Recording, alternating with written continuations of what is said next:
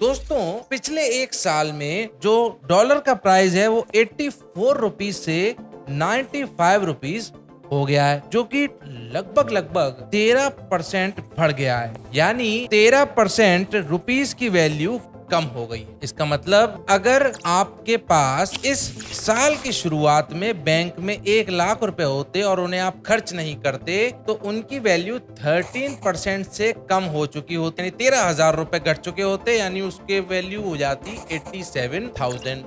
और अभी तो मैंने इन्फ्लेशन एडजस्ट नहीं किया, और जो इन्फ्लेशन है हमारे इंडिया में वो लगभग 3 से 4% का एवरेज इन्फ्लेशन पर ईयर दिखाई पड़ता है, जो कि आपका टोटल बनाता है 13 + 4 यानी आपका 17% का डेप्रिसिएशन आपकी करेंसी पे हो चुका है। यानी साल की शुरुआत में अगर आपके पास 1 लाख रुपए होते तो अभी उनकी वैल्यू 83,000 ही रह जाती है। दोस्तों आप सोच सकते हैं कि किस तरीके से आपके इंडियन रुपीस की वैल्यू कम होती जा रही है। अगर हम समझेंगे नहीं कि ऐसा क्यों हो रहा है तो हम सीखेंगे कैसे कि हमें अपना पैसा कहाँ लगाना चाहिए। तो इसीलिए आज की वीडियो में मैं आपको सिखाने वाला हूँ कैसे आप अपनी करेंसी को प्रोटेक्ट कर सकते हैं और इसके घटने के पीछे क्या रीजंस होते हैं। तो दोस्तों आपके 1 लाख की वैल्यू आज 83,000 रह गई एक साल के अंदर। तो ऐसा इसलिए हुआ है क्योंकि डॉलर की डिमांड इंडिया में बढ़ रही है। लोगों को रुपए से ज्यादा डॉलर चाहिए। जब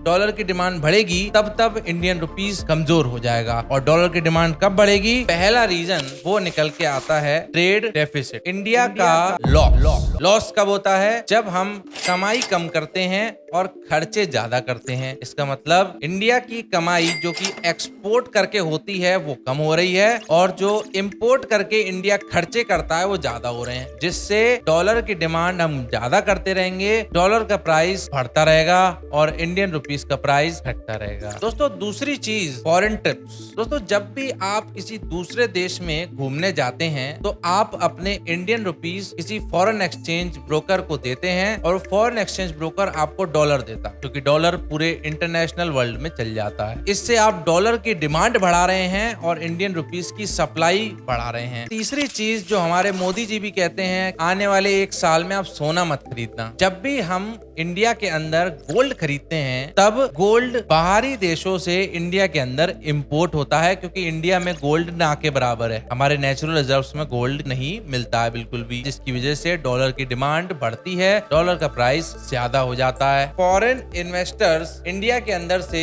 इन्वेस्टमेंट जो उन्होंने कर रखी थी मार्केट्स के अंदर वो वापस खींच रहे हैं, यानी वो इंडियन कंपनीज पे ट्रस्ट कम कर रहे हैं। इंडियन बिजनेसेस पे ग्रोथ का उनका पर्सपेक्टिव लूज हो रहा है। इस वजह से वो अपने पैसे वापस निकाल रहे हैं जो उन्होंने लगा रखे थे इंडिया के अंदर एज एन इन्वेस्टर, जिसकी वजह से इंडियन रुपीस की सप्लाई बढ़ रही है और डॉलर की डिमांड बढ़ रही है, और प्राइस डूबता जा रहा है रुपए का और डॉलर का बढ़ता जा रहा है। क्योंकि दोस्तों जिस भी चीज की सप्लाई ज्यादा होगी उसका प्राइस गिरेगा, और जिसकी डिमांड ज्यादा होगी उसका प्राइस बढ़ेगा। हमें पता है कि ईरान और यूएसए इजराइल के बीच में वॉर्स चल रही हैं, जिसकी वजह से मिडिल ईस्ट के अलग कंट्रीज में भी टेंशंस आ गई हैं, जिस वजह से क्रूड ऑयल का प्राइस बढ़ता जा रहा है और महंगाई बहुत तेजी से बढ़ती जा रही है। क्योंकि जब ऑयल का प्राइस बढ़ता है तो सारी चीजें जो भी ट्रांसपोर्ट होती हैं, जो कि सब चीज होती हैं, वो सब का प्राइस भी बढ़ता जा रहा है, और हमारे करेंसी की वैल्यू इतनी नहीं है कि वो उस प्राइस को खरीद सके। तो दोस्तों ये सब रीजंस हैं जिनकी वजह से इंडियन रुपीस की वैल्यू कम होती जा रही है लगातार। और अगर हमें इंडियन रुपीस की वैल्यू को बचाना है और मेंटेन करना है लेवल को, या स्ट्रांग बनाना है अपनी करेंसी को, तो हमें सिर्फ एक चीज अपनानी है कि इंडिया के अंदर से बाहरी कंट्रीज में एक्सपोर्ट को बढ़वा लें।